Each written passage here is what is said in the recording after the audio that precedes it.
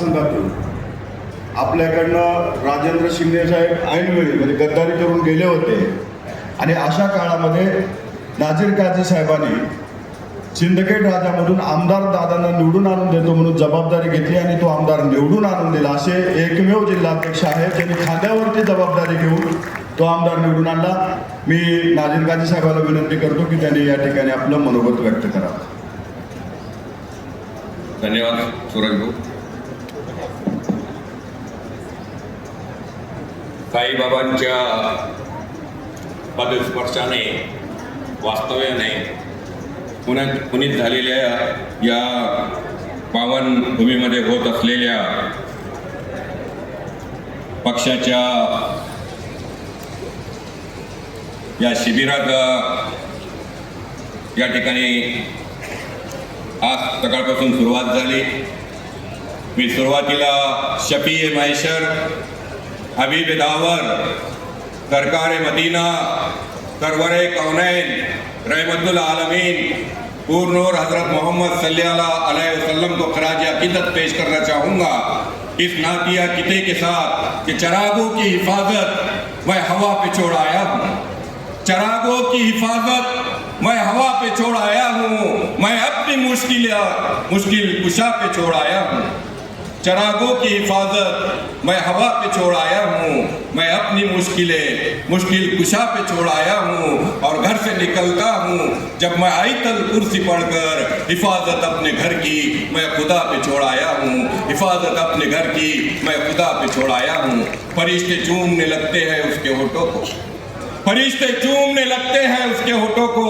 हसीन चांद सितारे सदाएं देते हैं और दुरूद पड़ता हुआ जब कोई गुजरता है तो रास्ते के अंधेरे दुआएं देते हैं.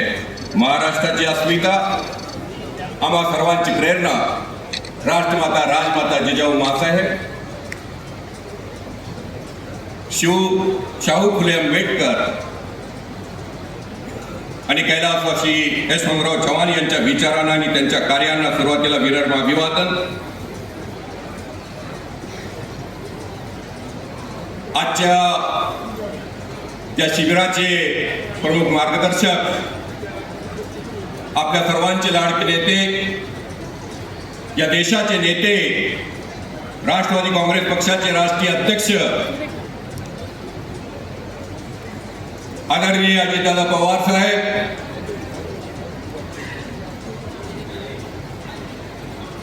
या ठिकाणी सुरुवातीच्या सत्राला उपस्थित असलेले पक्षाचे राष्ट्रीय कार्याध्यक्ष आदरणीय खासदार प्रफुल्लभाई पटेल साहेब,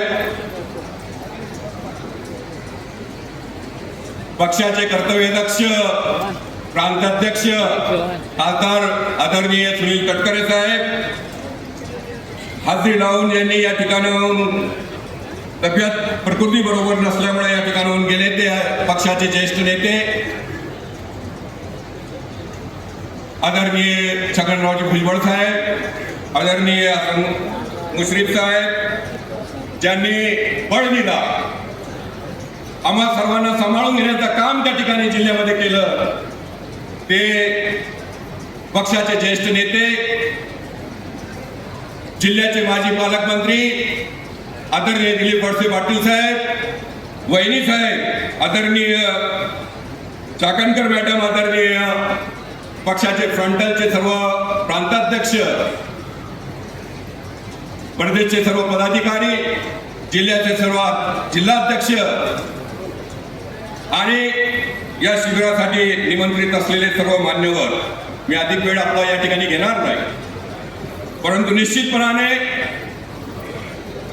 दादांना कल्पना आहे, तटकरे साहेबांना कल्पना आहे, प्रफुल्लभाईला कल्पना आहे, तोंड दाखविणार नाही ही वेळ माझ्यावर त्या ठिकाणी आली नाही.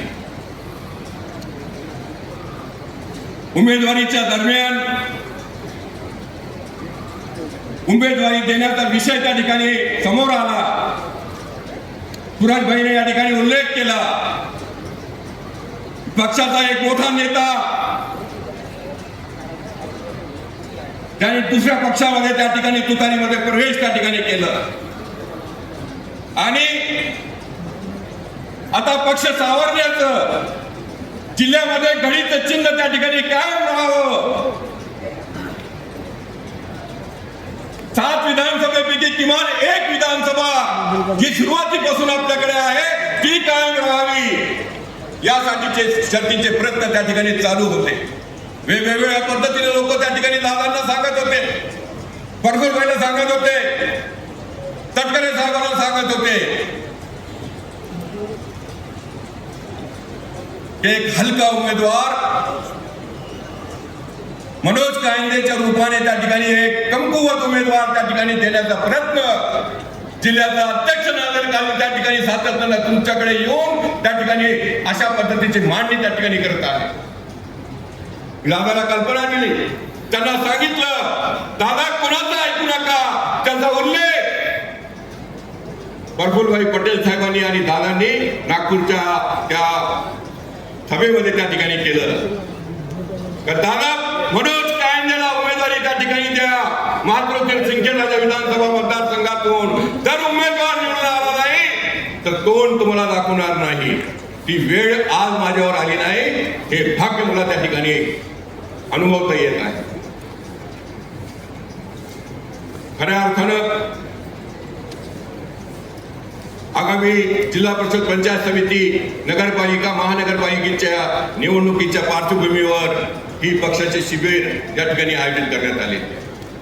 अनेक शिबिरं या ठिकाणी मागच्या काळात घेतली असेल, पण अलीकडच्या काळामध्ये अशा प्रकारचं शिबिर त्या ठिकाणी घेण्यात आलं नाही.